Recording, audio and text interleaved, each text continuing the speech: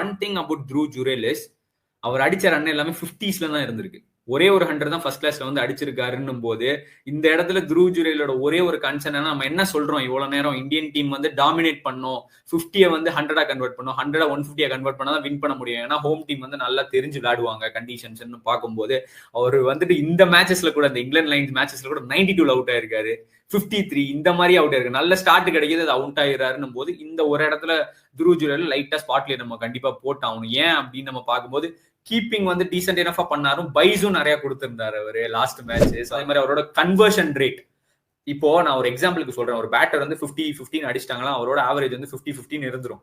எவ்வளவு மேட்சஸ் வந்து கன்வெர்ட் பண்ணி நீங்க வின் பண்ண வச்சீங்க அப்படின்னு நம்ம பார்க்கும்போது த்ரூவ் ஜுரேலுக்கு வந்து அது ஒரு பெரிய கன்சர்னா இருக்கு. அந்த அடிக்க நீங்க கேட்கிற 50 த்ரூவ் ஜுரேல் அடிச்சிருவாரு. ஆனா அடிக்கிற 50னால இந்தியன் டீம் ஜெயிக்குமா?